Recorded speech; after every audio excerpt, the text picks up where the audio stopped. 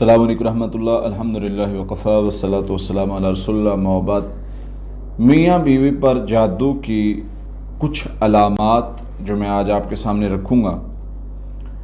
کچھ تو علامات جو ہوتی ہیں جو ہم بتاتے رہتے ہیں کہ ہر قسم کی کوئی بھی قسم کا جادو ہو سکتا ہے، جو علامات انسان کو خواب کی صورت میں نظر آتی ہیں، بیداری کی حالت میں نظر آتی ہیں، لیکن کچھ چیزیں جو خامد بیوی کے مسائل میں نارمل نہیں ہوتی، خامد بیوی کے تعلق میں نارمل نہیں ہوتی۔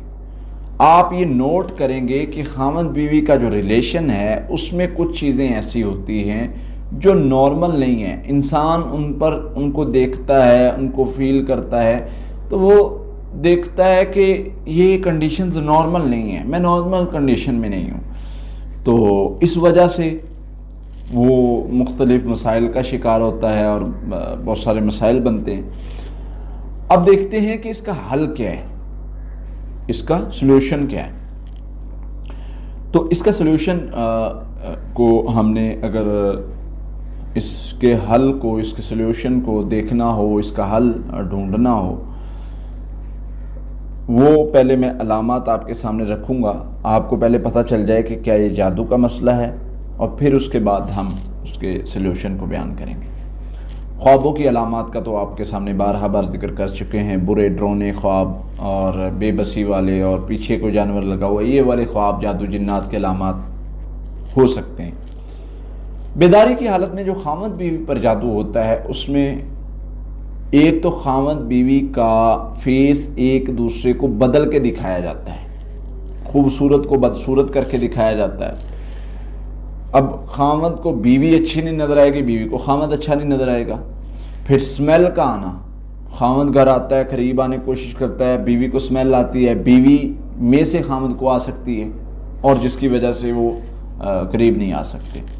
غصہ آنا، غصہ تو یہ نارمل سی چیز ہے، یہ بغیر جادو کے بھی آ سکتا ہے، لیکن جو جادو کی وجہ سے مسائل بنتے ہیں اس میں بہت زیادہ انسان آپ پہ سے باہر ہو جاتا ہے اور انسان خود فیل کرتا ہے کہ یار کوئی بات بھی نہیں ہے، مجھے غصہ کیوں آ رہا ہے، میں کنٹرول کرنے کی کوشش کر رہا ہوں، نہیں کنٹرول ہو رہا۔ تو یہ بھی ایک خامد بیوی کے درمیان یعنی جو جادو سحر تفریق ہوتا ہے اس کی یعنی علامات ہے۔ پھر اسی طرح بہت زیادہ بدگمانی، یہ بھی رشتے میں آ جاتی ہے۔ شیطان نے جادو جنات کے ذریعے اس نے جو ہے وہ دور کروانا ہے نا خامد بیوی کو، تو اس کے مختلف ہتھیار ہیں۔ غصہ دلانا، وسوسے ڈالنا اور بدگمانی اس کا سب سے بڑا ہتھیار ہے۔ بدگمان کرنا، بدگمانی ایک بار آ جائے نا خامد کی دل میں بیوی کی، بیوی کے دل میں خامد کی، پھر دوبارہ رشتہ اتنا مضبوط نہیں ہوتا۔